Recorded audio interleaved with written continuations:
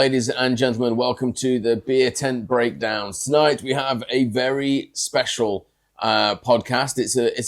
It's one that we've wanted to do for quite a while, and even as I sit here now, as we go on this journey, it's not one that I'm 100% sure we're going to give the full credit that is due, or give it the full time and effort that we'd like to give it to.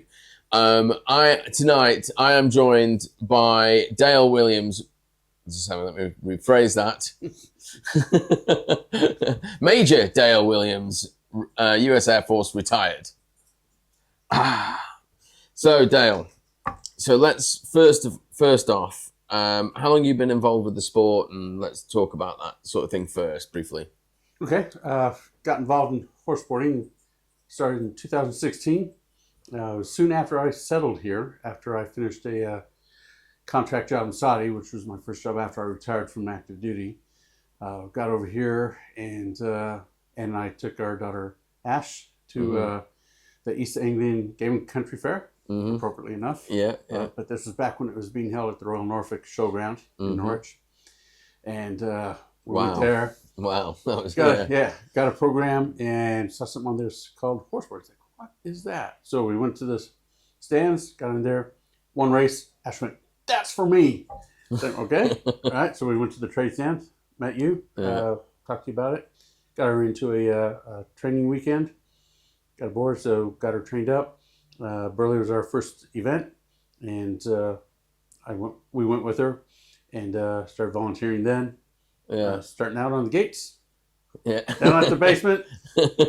Over the years, worked my way up, pit manager, and then to a referee. Well, we didn't want to be too keen throwing the responsibility onto you. We didn't know what you were capable of. I do remember we were going to come back to the reason that we're doing this. We want to talk about your history. We want to talk about your military career and all that. But I distinctly remember the first day we asked you to be the pit ref, I believe it was, and we didn't have a pit ref, and we were sat. There was when we used to do the breakfast tents. So there's a big tent on the showground where everyone used to have breakfast, and we used to go there. People could have their breakfast whilst we gave the briefing. And I remember you walking up the middle, and I'm between the tables, and I'm like, I reckon Dale could do it. And then of course there was another occasion years later when you've done one weekend in the commentary box, I think it was. I want to say Bowood. I can't remember. I think it was Bowood. And Anne-Marie, we were like, okay, Dale, and then you doing her job and then adding loads of other things to it. And she was like, how many buttons did you have in your jet? A lot more than that. So, and then up to being the referee. Here we go. That's in your prepping for Santa days. That was a strong beard. Yeah. I let it really grow out last winter, and Anne was calling me the wild man of Borneo. I was going more for the Grizzly Adams look. I was letting it go as far as I could let it go. I mean, that was the first thing I did after I retired from the Air Force, is let my beard grow, because obviously 27 years I couldn't grow at all. It's just like, well, I wonder what I look like in a beard. Turns out, I look pretty good. Even if I do say, I'm going along the same lines. That's right. So, I mean, I don't have it all the time. I think 2018 season, I had it for the whole year, 2018. And then since then, I didn't have it for a while. And then a couple years ago, it's like, well, I'll grow it out for the winters. That is a strong beard. I can't grow my... See, the thing is, I don't grow my beard any longer than what it is, because I end up looking like that. And I just look like Santa Claus. It doesn't... So this year it's a little more civilized. Going to the Turkish barbers and do it up proper. Not going to keep it for much longer. Ann and I are going to Malta. We're leaving on the Star Wars bank holiday, May the 4th. Be in Malta for a week, so take it off so I can get... Have you been to Malta before? Just when we went on our cruise, flew into Malta, but we went straight from the airport to the ship, so didn't really get to see much of it. There's some ancient history in Malta. Yeah, absolutely. Yeah. And when we went, that was 3 years ago, it was for our 25th anniversary, and as we went out, we learned that they were filming Gladiator 2 in Malta, and they pointed out where the set was as we left the harbor. It's like, oh, cool. I'll have to check it out someday. And we were actually supposed to go to Cyprus, but one drone hit Secretariat and says, "Oh, too close to the war. They're coming over. It's just across the yeah." But you got to remember, Lebanon." you got to. It's just like, I'm sure it's safe. There's only one hit in the first week, nothing since. Yeah, but we've and it took them a couple weeks. They finally got HMS Dragon down there. Okay, we're all good now. No, but that's a one ship. That's a one ship. Well, I mean, it's bad when the French get there before you. Oh my God.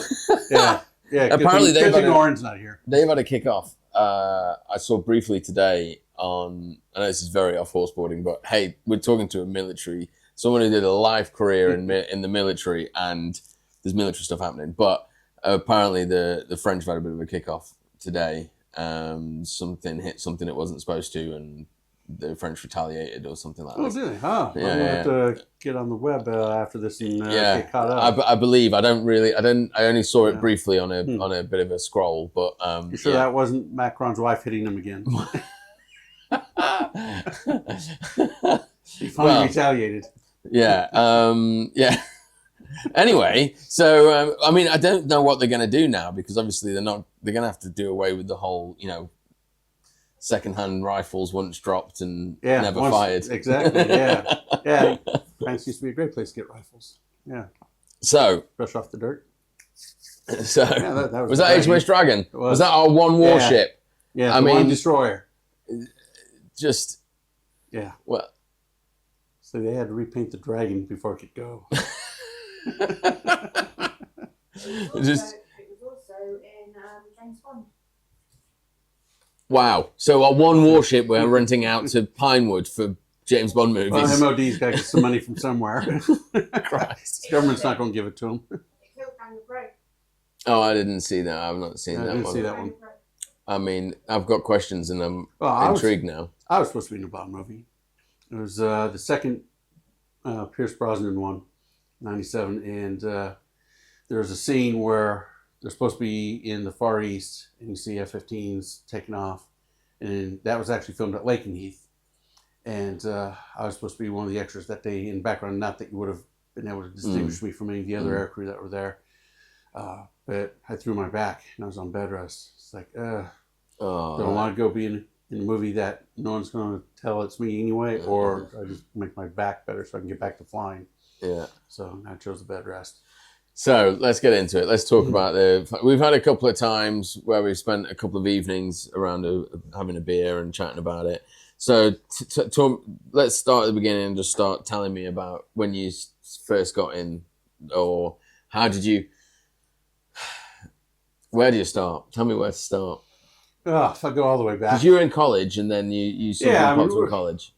I grew up on a wheat farm in eastern Washington, and our farm was underneath a low-level route. So every now and then, it was a slow route, so didn't get to see fighters, but would occasionally see C-130s, C-5s, C-141s, the occasional EA-6 or A-6.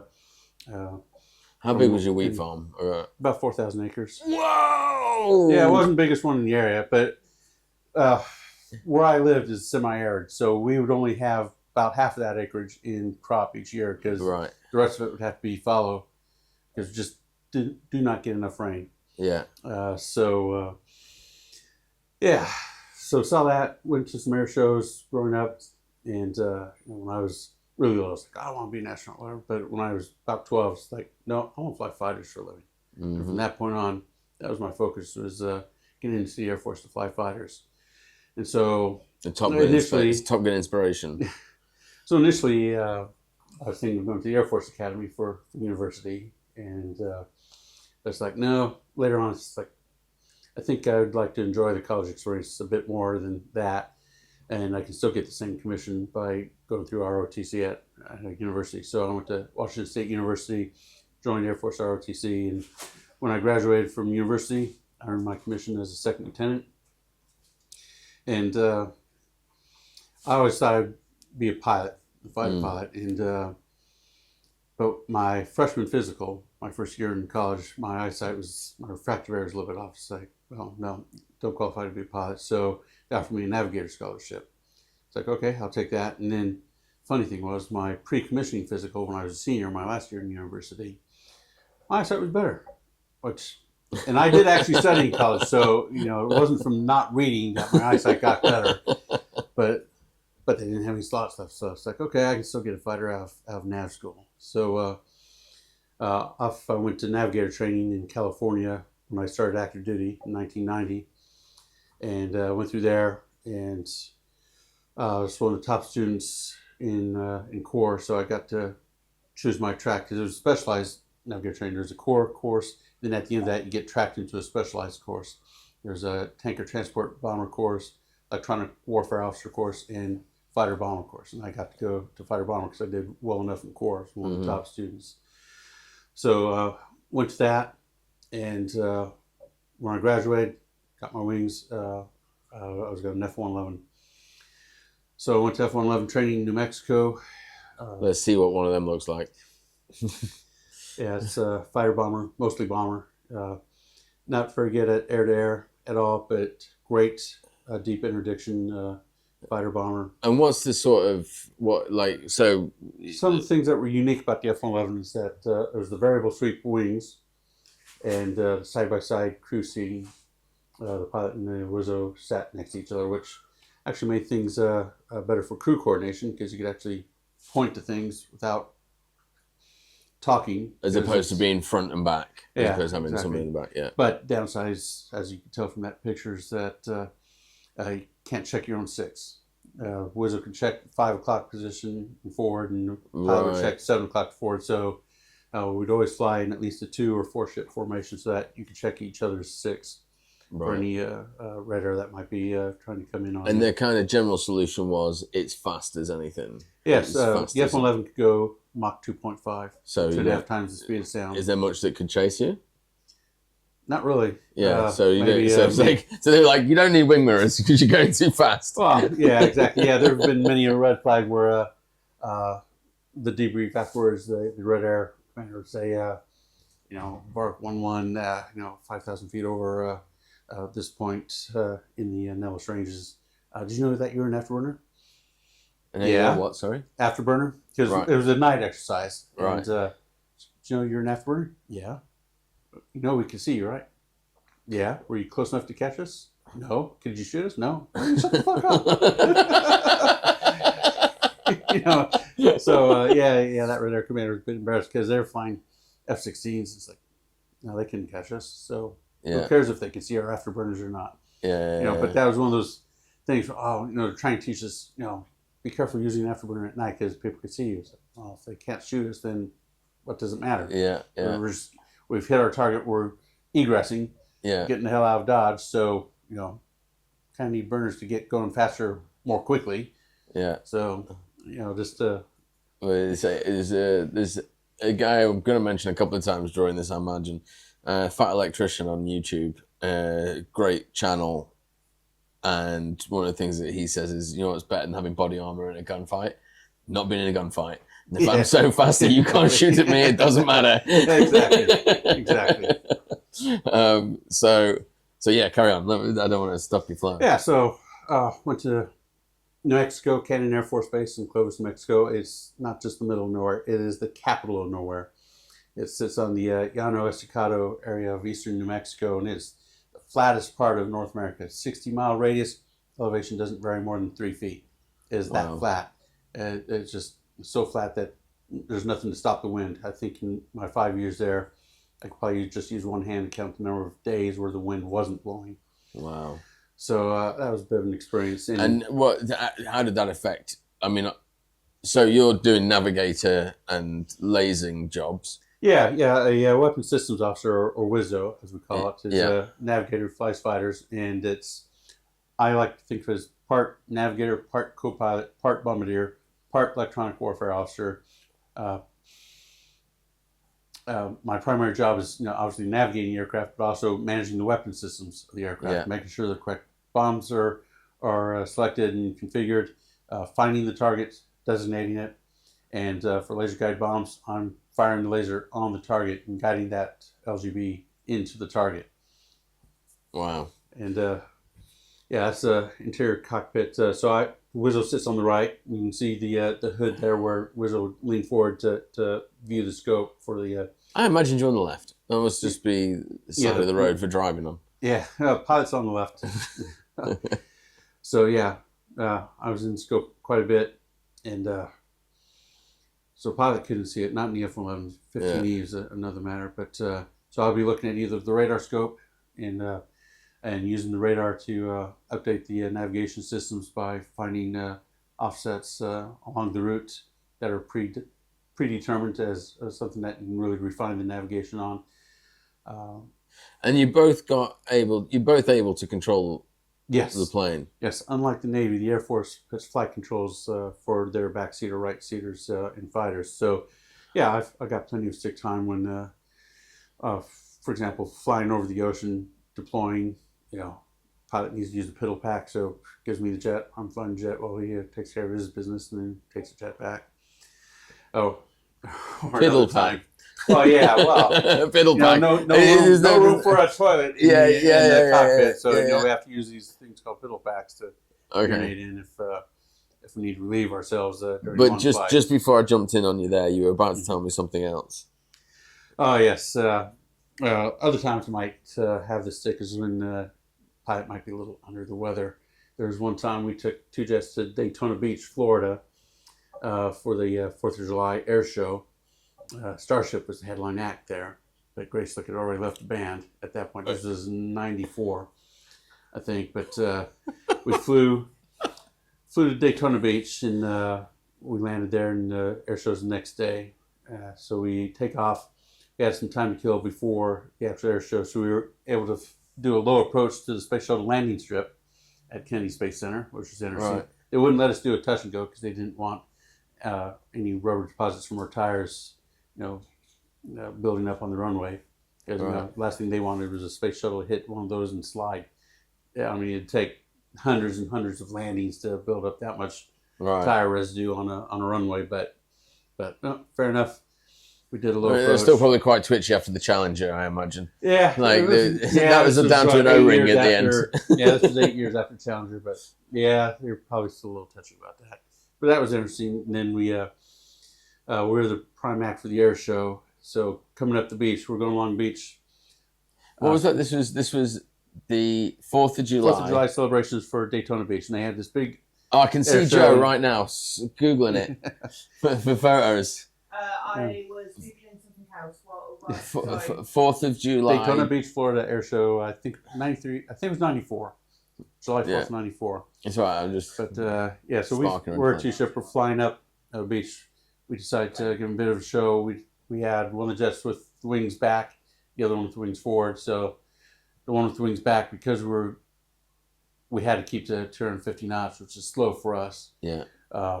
The wings are meant to go back for high speed. Yeah, for going faster. Yeah, you bring it forward to create more lift, and so you can have better handling at slow speeds. So that jet was at a little bit of a higher AOA, nose a little bit higher.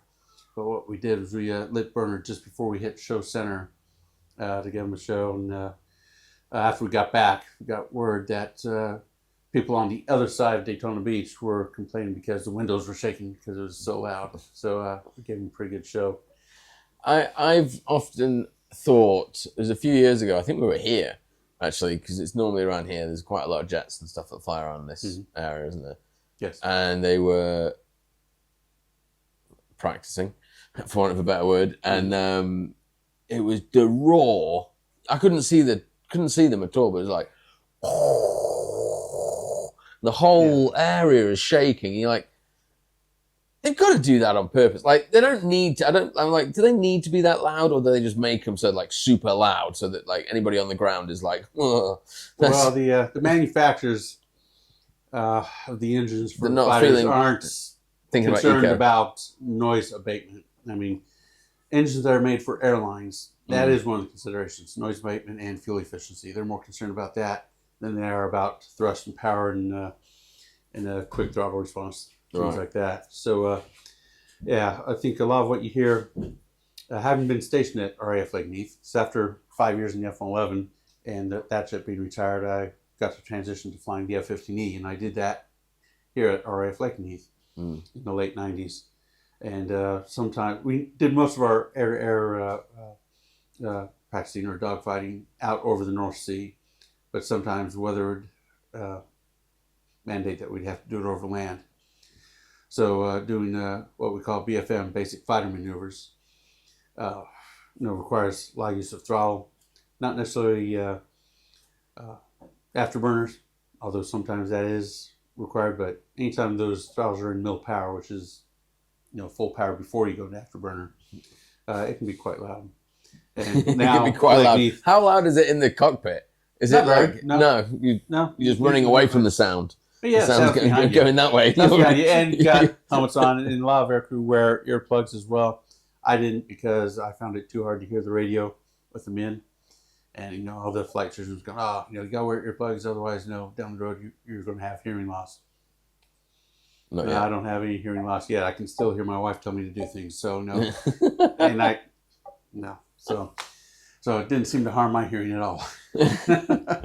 I think. There's a good shot. That's an F-15E. So I came, you showed me. This is that's the mock loop. This video that we're looking at right now. I went to Dale's. Play that again. I went to Dale's for Thanksgiving one year. Yeah. And you showed me your highlights video, wasn't it? Well, no, it was mine. It was one of the guys I flew with had.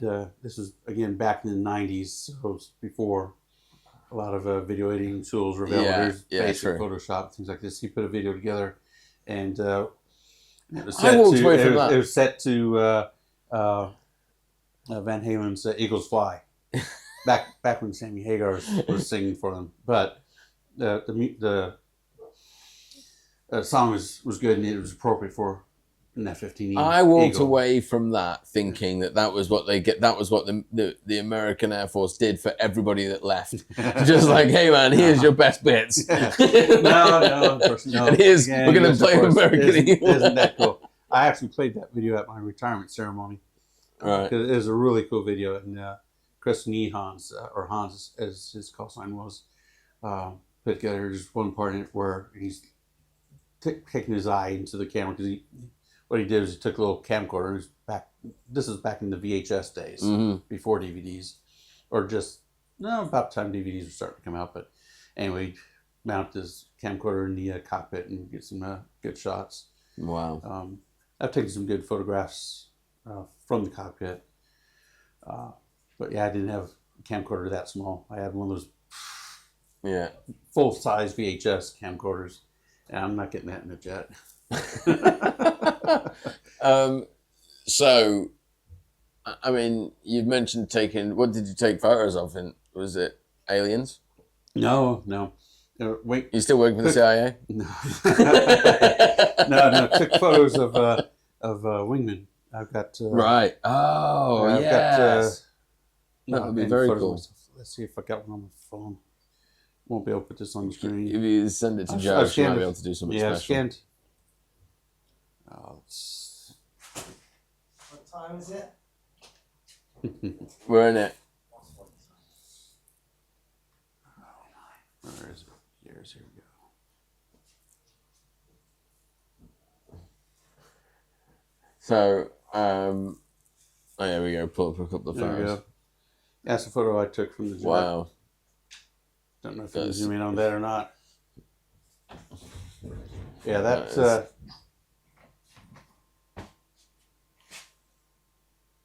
well, it seems very fuzzy. There we go. Yeah, that was a shot I took over Turkey when we were deployed for Operation Northern Watch. Unfortunately, the Northern No-Fly Zone over Northern Iraq. Okay, so let's talk about.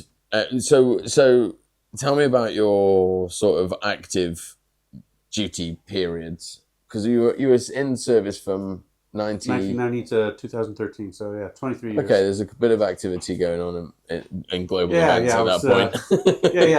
The Gulf War kicked off, or Desert Shield kicked off when I was in navigator training, and I was about 3 months, just under 3 months away from earning my wings.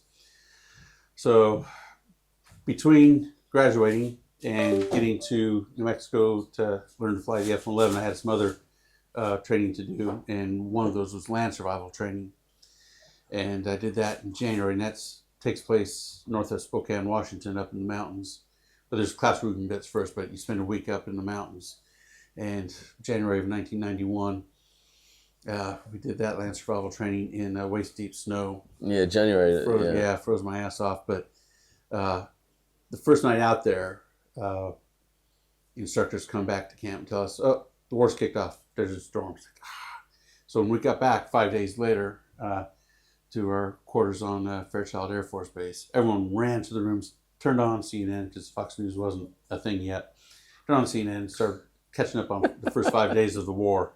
Yeah. So, I wasn't quite ready yet to go to that one.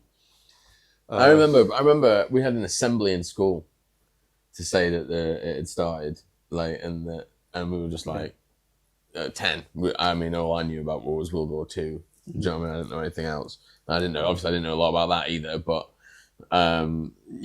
it was like, because obviously they predicted with the size of the army and all that sort of thing, it was going to be a real big, potentially expandable issue. Yeah, air power took care of that. We just pounded the Iraqi army for, 6-8 weeks, whatever it was. And F-111s did a lot of that. They did a lot of tank plinking, laser guide bombs, one bomb, one tank taken out. And F-111 could carry, 8 GBU-12 500-pound bombs or 4 GBU-10 2,000-pound bombs. The F-15Es were in that conflict, but they were still new. Even though F-15s have been around since the mid-70s, the F-15E was first built in 1988. And so when 1990 came around, they were just entering full-rate production. And the first wing at Seymour Johnson Air Force Base in North Carolina was just equipped with them, and they didn't have their targeting pods yet. They had started getting them at the war, so they're having to drop dome bombs, and they're doing some more dangerous type of flying, going in lofting or dropping dome bombs on targets. So a lot of the LGB hits in Desert Storm were by F-111s, including the introduction of the bunker buster. That was GBU-28, and that was dropped by an F-111. LGB, laser guided bomb. Yeah. So would these have been the would these have been the videos that we were watching where you saw a building and then the bomb literally go down the middle of the building? Oh, exactly. Yeah, a lot of the IR videos you saw from Desert Storm, you get the flashing L that tells you the laser's firing. Yeah, a lot of those were F-111 videos. Wow. I don't think they showed a lot of F-15E videos in Desert Storm.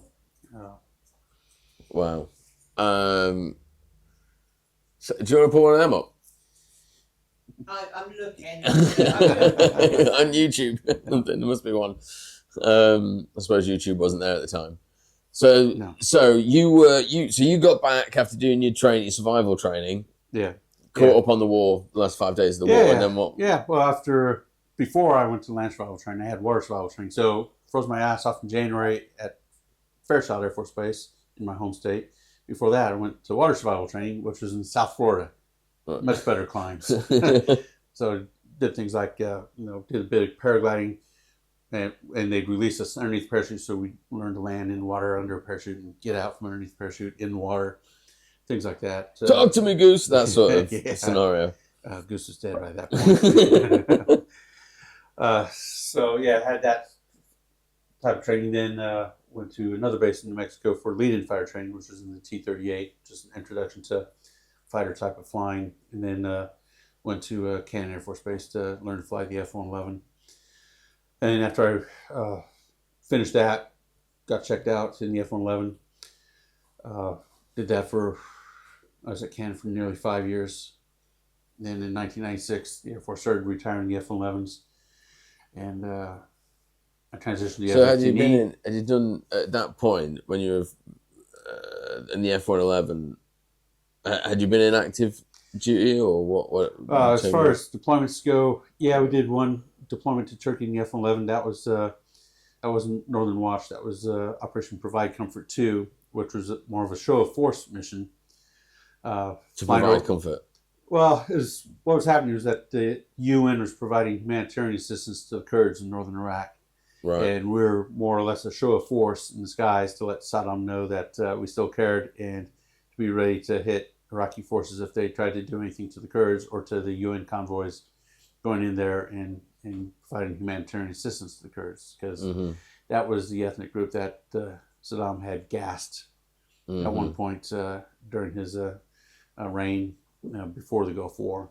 So there's concern that he might do something to them after the war. So we were providing a show of force. So we were flying low and fast, and got one noise complaint from the Iraqis after we got back, because we do things like we were carrying live weapons, so we do practice attacks, but we wouldn't drop anything. And we did one practice attack, and apparently 2 older women who were archaeologists on a site digging or whatever, we caused them to fall over and urinate themselves, and they were complaining about that. So we got a noise complaint from the Iraqis for our operations in northern Iraq. And we're flying very low, very fast, just to show ourselves. And we did find a SAM launcher at one point, and we sent the video up to the Pentagon, and we were getting spun up, ready to go back and hit it, because that wasn't supposed to be there. It wasn't allowed. But now they said, no, we weren't going to take it out. So we lost a day of flying for that. So yeah, we weren't dropping bombs at that point, but we were prepared to. Yeah. Another deployment in the F-11 was to Lakenheath for a NATO exercise, Central Enterprise. And then that was about it. Most of my other deployments in the F-11 was to Nellis Air Force Base in Las Vegas, Nevada for red flag and green flag exercises. So in '96, I transitioned to flying the F-15E. It was 6 to 8 months at Seymour Johnson in North Carolina, learning to fly the F-15E. And then after I finished that, I was assigned to Lakenheath. I showed up there in October '96. Got checked out locally there, and I was flying F-15Es at Lakenheath for 3 years. But so they're front. These you sit behind. Yes. Piloting these. Yes. Yeah. The F-15E, the Wizzo sits in the back seat, and the pilot's in the front. Literally Top Gun. Yeah. Were they F-15s? Top Gun, the F-14 was the Navy was supposed to buy the F-11 as well. Secretary of Defense McNamara in the late '60s was trying to force the Air Force and Navy to buy the same aircraft for, to be more efficient. And the F-11B was supposed to be the Navy version, and it had a shorter nose and capable of landing on carriers, beefed up tail hook, things like that. And it was the Navy that insisted on the side-by-side seating arrangement in the F-11, because the A-6 was like that. And it did have some benefits. So the A-6, am I right in thinking that dates back to Vietnam? Yes, exactly. If you remember the movie Flight of the Intruder. I don't remember that, but I'm thinking more of the history. That was that was side-by-side seating. Jet. It was like a little jet. It was flying off carriers. It was a bit smaller. Right. The F-11 was quite big for a fighter. Actually, it was heavy.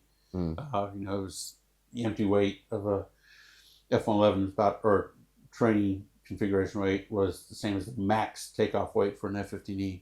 That's how heavy it was. Was it a lot more powerful?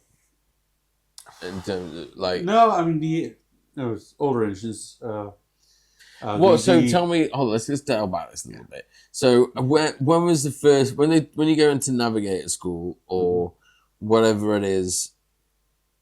Like, when's the first time they take you up in a plane? Oh, it's probably a couple months in, at least, because you have to go through things like you learn things about aerospace physiology, you learn about weather. You start learning all the basics. You learn about all sorts of flight regulations, a lot of things you need to learn before you even get to a jet. And you go into a simulator first.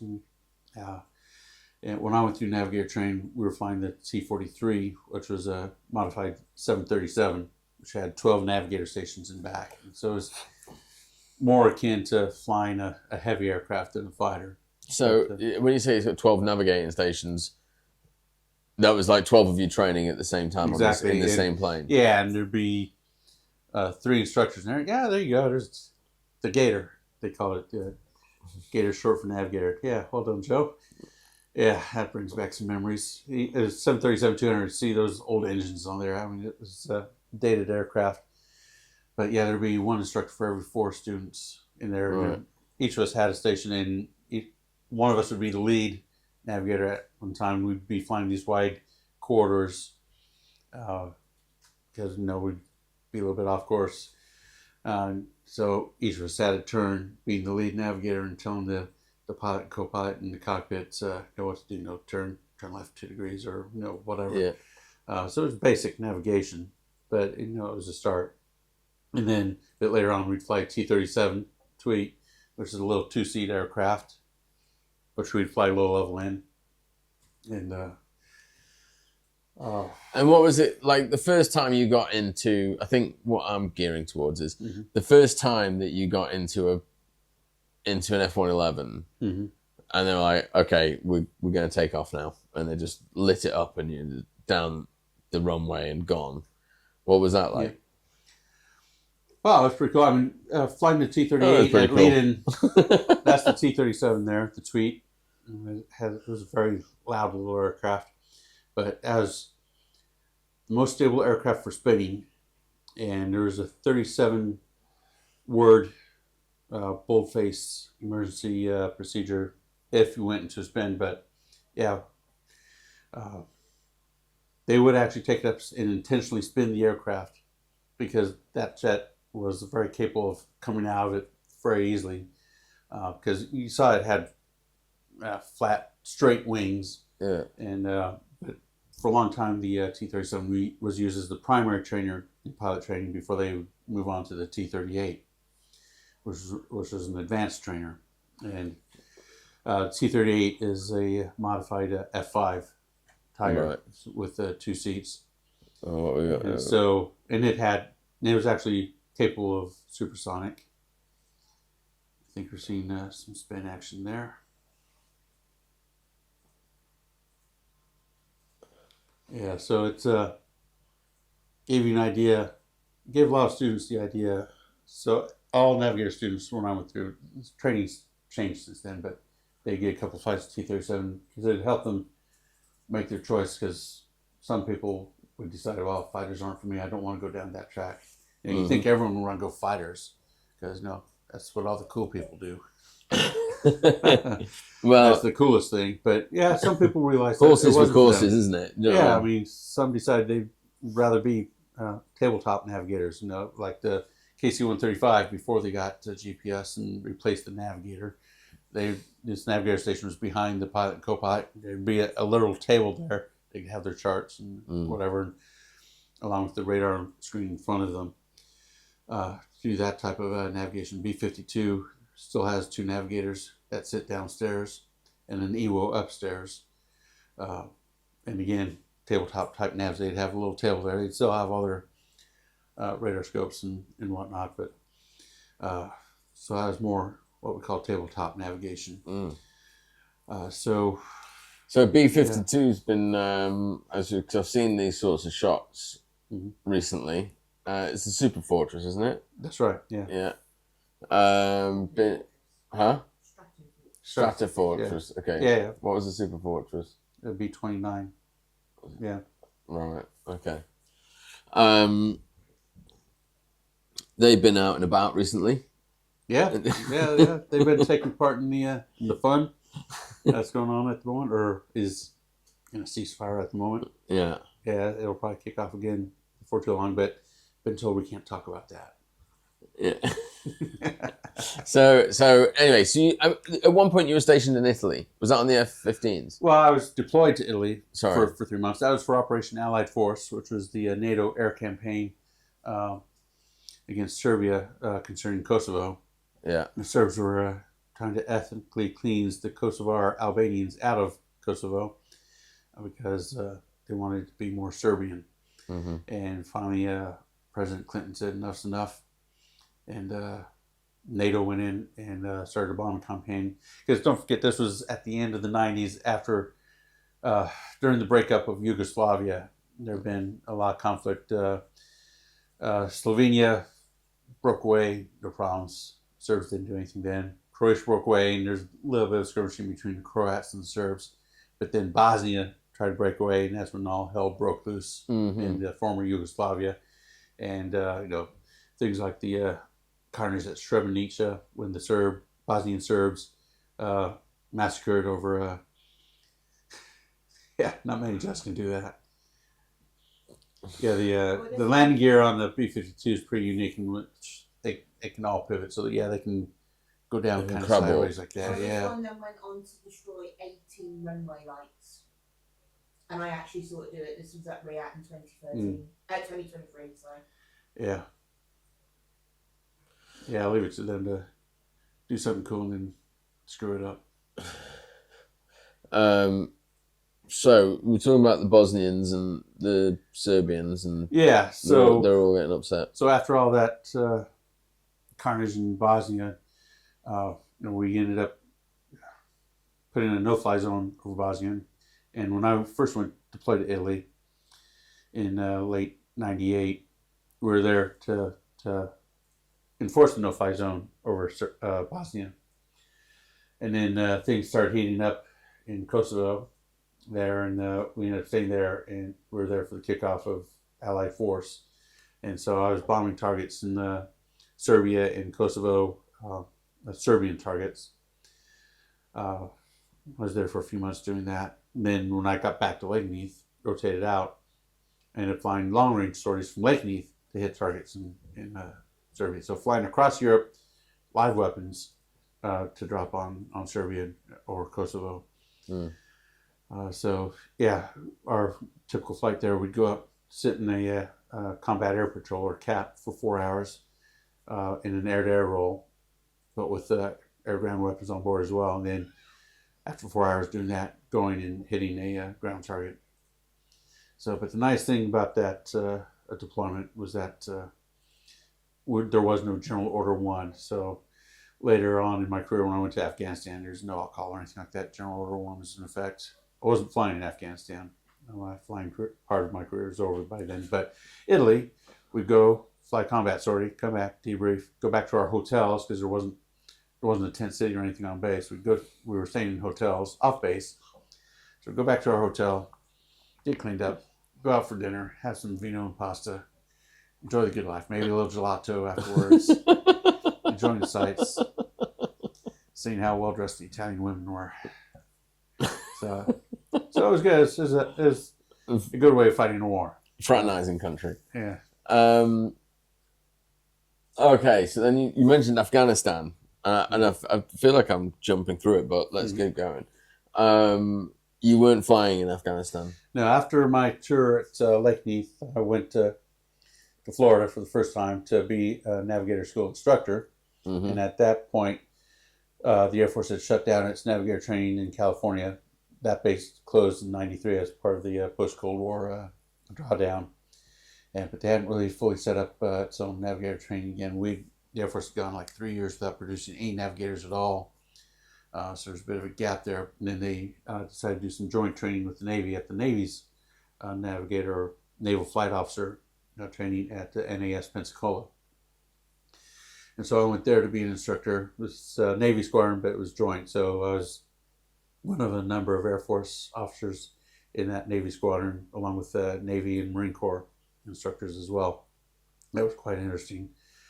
So I did that for a little over 3 years. And then after that, I was off to the staff. So I went to Germany to be on the staff of Headquarters U.S. European Command in the Strategic Planning Division, doing theater security cooperation policy and planning.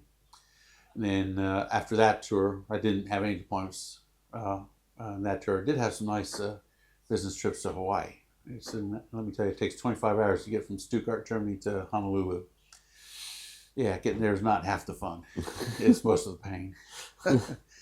And then from there, I went did the shortest move of my career, but it was an overseas tour. I went up to Ramstein Air Base in Germany, about 2.5 hours up the road from Stuttgart. And I was on the headquarters 3rd Air Force staff there, where I was a lead planner, planning at the operational level, U.S. Air Force operations in the European theater. So some of it was pretty mundane, like like what? We did planning. We've just gone from Stuttgart, Germany, to Hawaii to Florida. No, from Florida. Florida to Germany. Yeah. While I was in Germany, then you went to Hawaii, and then conferences. And then now, what was that? I moved from Stuttgart, Germany, to Ramstein, Germany. Okay. Where I was a lead planner on headquarters, U.S. 3rd Air Force. Right. Okay. So that's. I think there's an awful lot. So I went from a strategic level down to an operational level, which is in between tactical level, which is the flying. Yeah. And air operations centers doing the air tasking order. But you were so when you're strategic level. Yeah. Well, we were responsible for. This was before U.S. Africa Command stood up, so we were responsible for U.S. defense cooperation with all of Europe, Eurasia, and most of Africa, except for that near the. You and how many? Oh, I can't remember how many. There's dozens of us in that staff, and there's a J1 through a J6. So between you are the central hub within all basically cooperation with throughout Europe and North Africa. Yeah, so U.S. military have what they call combatant commands, and those commanders of those commands are responsible for the U.S. military operations and whether it's security cooperation or combat operations or anything in between within their area of responsibility. So UCOM at that time was responsible for all of Europe, including Russia, Israel, and most of Africa until U.S. Africa Command stood up. So that's at the strategic level, and they oversee each of the U.S. military components that are in that theater. So just to put, because from some of these, I mean, I don't know anything, but so how does the order come down then? So when you get an order, is it like? Well, normally. Well, what's the kind of order that you get and then you go and execute? Yeah. Like, the headquarters above a combatant command is the Pentagon. So an order comes from the Pentagon to a combatant command. Then the combatant command issues its orders to its component commands, which would be like U.S. Air Forces in Europe, U.S. Navy Europe, U.S. Army Europe. Yeah. And then each of those components then, which is the operational level, which is what I was doing later at 3rd Air Force, would order U.S. Air Force units in Europe to go and do whatever. Yeah. So that was operational level planning. So because the exercises we did, we would plan to say request so many units of fighters or bombers or tankers or cargo aircraft or whatever to go to these bases in Europe for this operation. That's what we exercised to do. Some things we did. But that wasn't. But when you're given that, when that order comes down, it's not like we want X, X, X. It's like this is the objective, and then you have to put X, X, X in place to achieve it.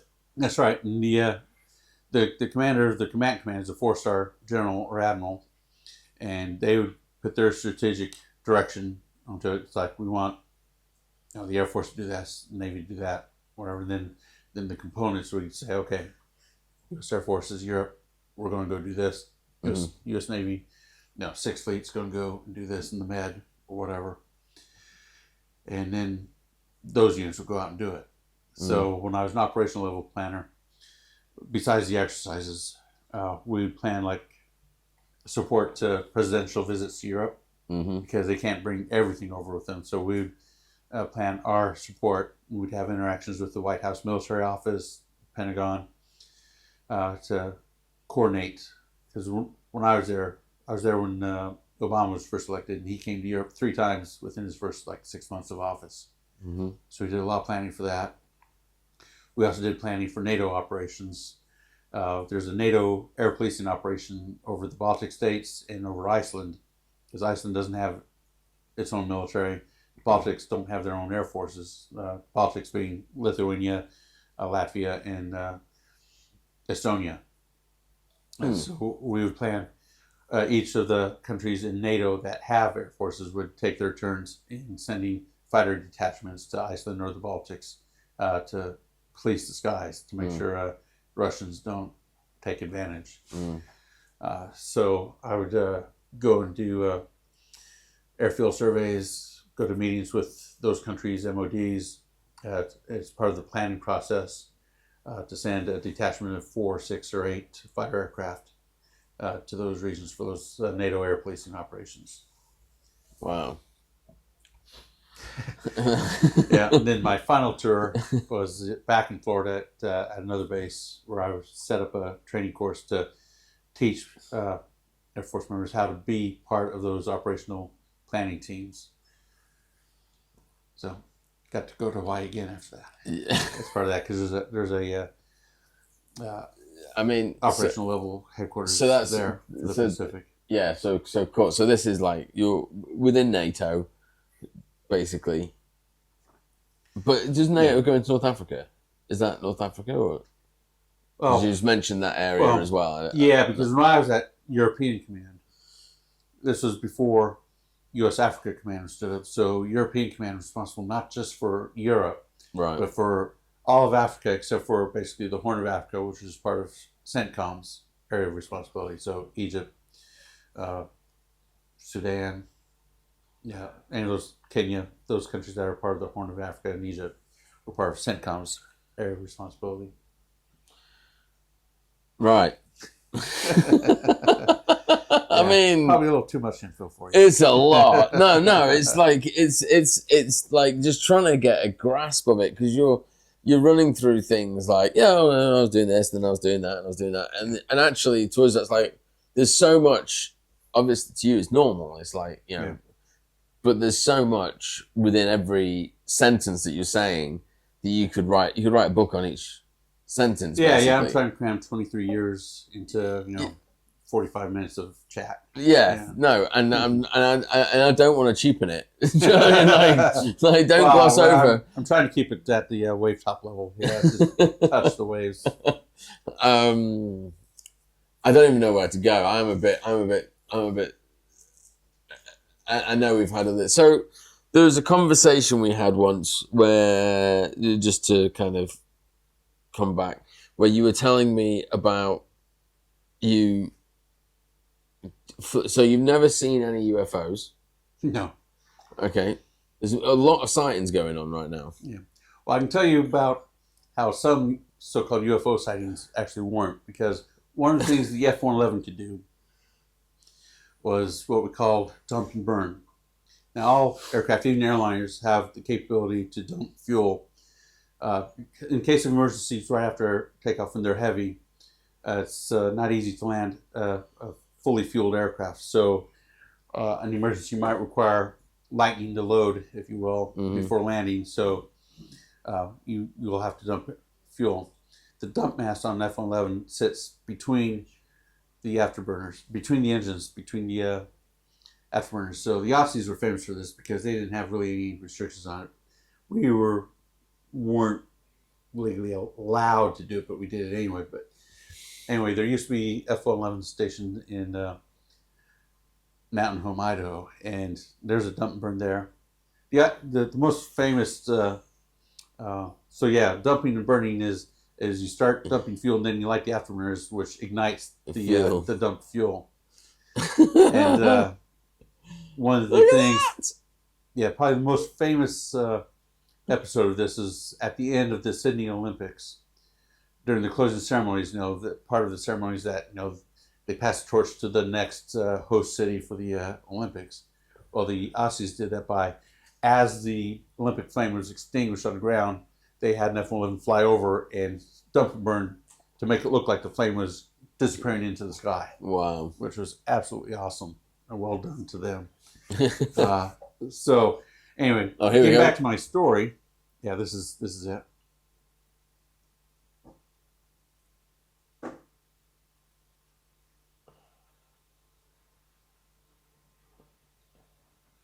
Wow. You keep going. So anyway, I had heard stories about UFOs. F-111 crews in Mountain Home, Idaho for fun. on the night sortie, once they're done with their training, they go out and set themselves up for the two aircraft to come each other at 90-degree angles. And just before they passed, one aircraft would start dumping and burning. Then as they passed, that aircraft would stop and the other one would start.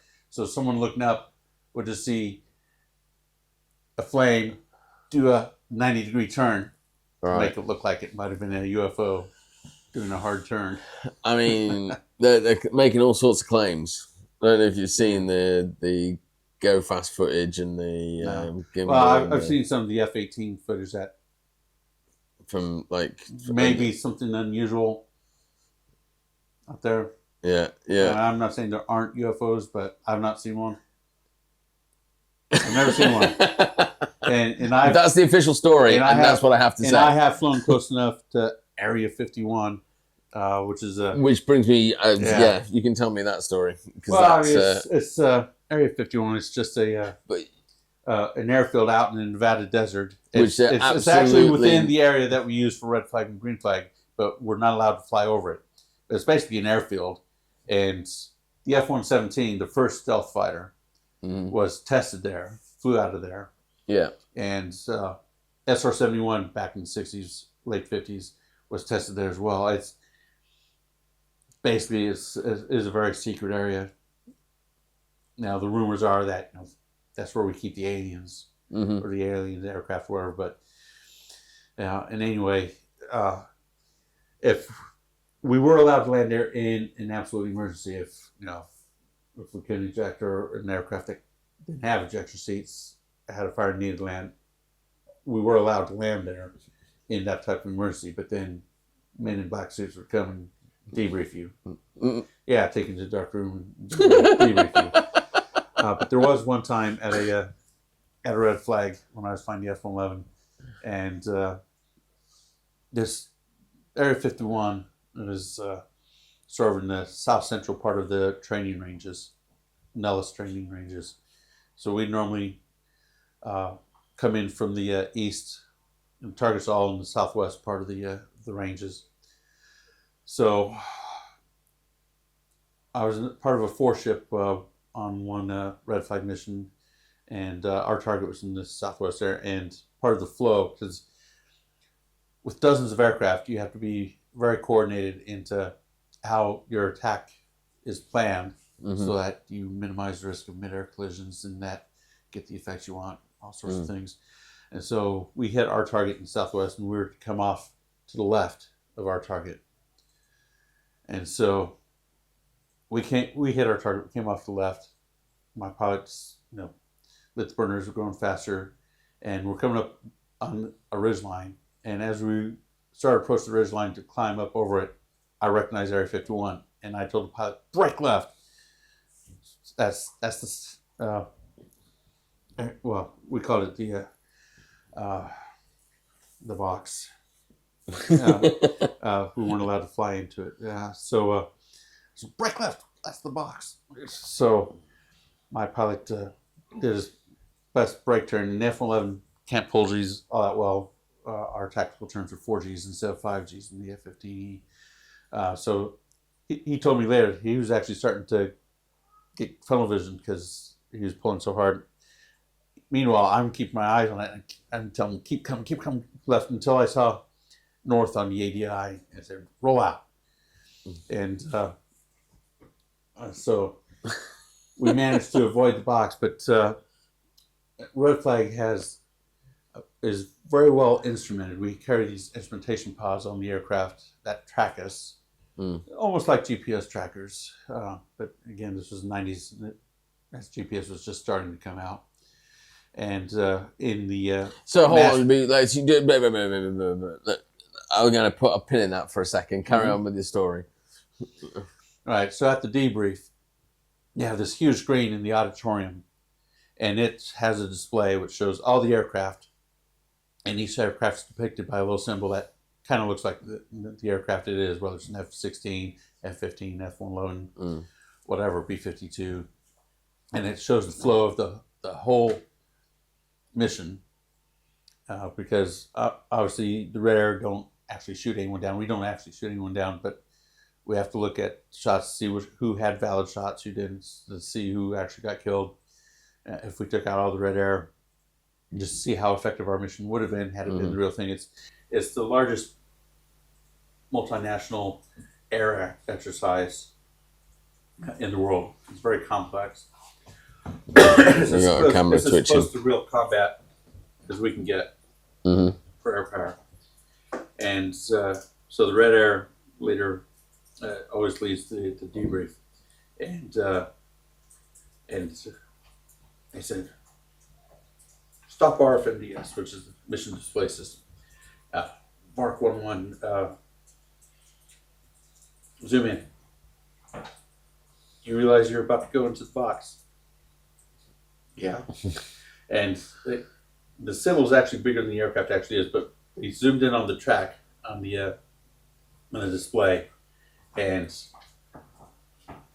we were so close that the wing on the symbol, the F-111, was actually over the line. But when they zoomed in, we actually weren't. That's how close we were to the border. Wow. So we avoided having a visit by the men in black, if you will, getting debriefed by them. So, close call for us. Another time, we had a couple of Australian F-111 guys in our squadron, pilot one Wizzo, and they did have an emergency. They had to land at Tonopah, which is another airfield in the ranges, right. Which when the F-117s became public, that's where they were based. Right. So we called that restricted airspace Sun-Up Box. Right. We still weren't allowed to fly in it, but we could land there in emergencies, and it wasn't quite as strict. So they had an emergency, landed there, and they were met by MPs, military police, at the aircraft. And the Aussie pilot gets out and says, "Hey, mate." And this young policeman's like, because he thought he was,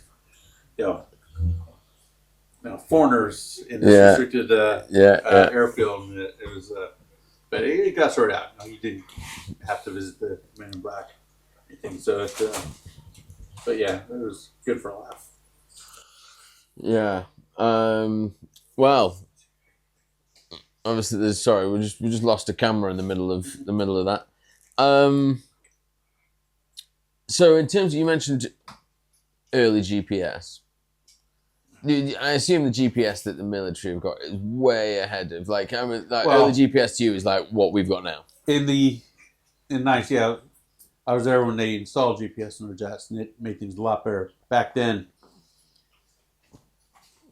the GPS satellites were encoded so that only the military had the best precision, and everyone who had, the original Garmin's or whatever GPS devices in their cars, they'd be like 100 meters off. It was intentionally a degraded signal, right? Because we didn't want bad guys using GPS for their own aircraft. And I think it was sometime after that they realized, well, that's just ridiculous. So they made it more accurate for everyone. So, but back then, it was GPS was a big thing because most countries didn't have it.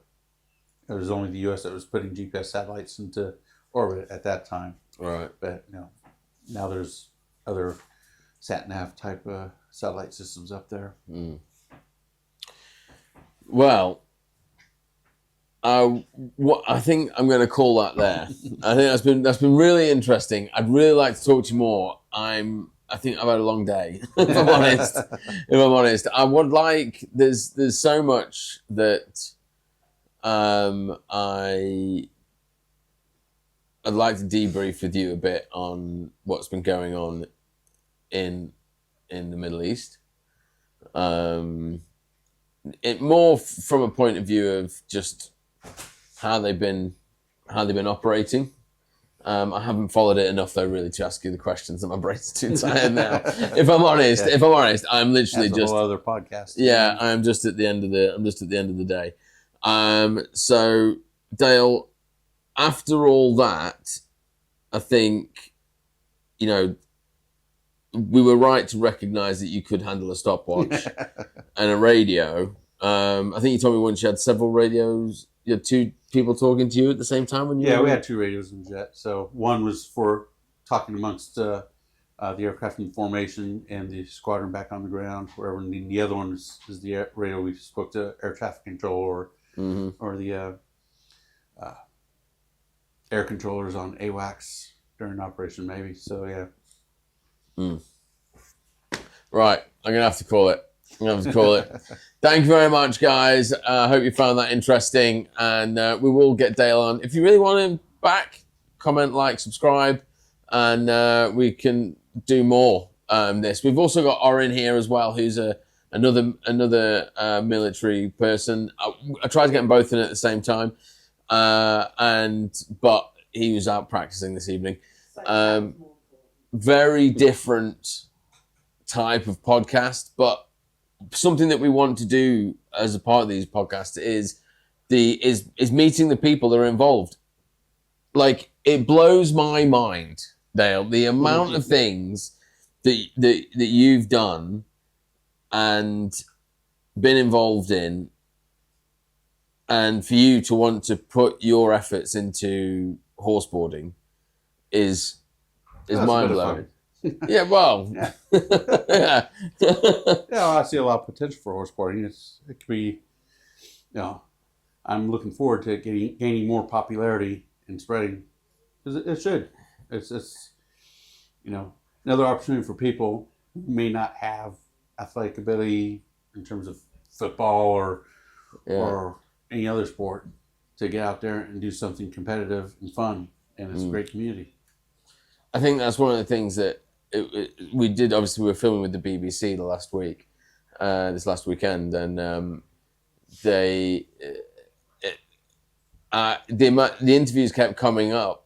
Everyone was getting their interviews, and everyone kept saying it's a great community. It's like a family. It's like, and it's the stuff that we say in our interviews, but I wasn't expecting it. But it's for the BBC as well, and I suppose it certainly is. I don't know quite how we've done it, but it is, and I think when that report comes out, by the time this comes out, it will have already been out. The amount of other footage that we're sending to them they should be able to make something. If they can wrap up the last 10 years since we last did a thing with them, Prague, Denmark, Holland, the 360 cam, the drone footage. They can wrap all that up into like a 5-6 minute, maybe 10-minute piece. It's going to rock. It's going to really rock. Yeah, absolutely. Now I think we build bonds, camping together, traveling together, going to various parts of the country as a group. I think that's one of the things I like is the camaraderie, and that's something that's similar to the military. Right. I think it's the teamwork as well within the arena. The fact that we're all, as much as there's as much as the racing between the start and the finish line, that's just racing. Whatever happens. Yeah, it's a friendly competitiveness. But all the coordination around that, and to get the big crowd reactions, which is what we're all hunting for, it takes everybody's coordination, and it is like a team, whether it's a hunting party or a football team or whatever, like if you tribal, whatever.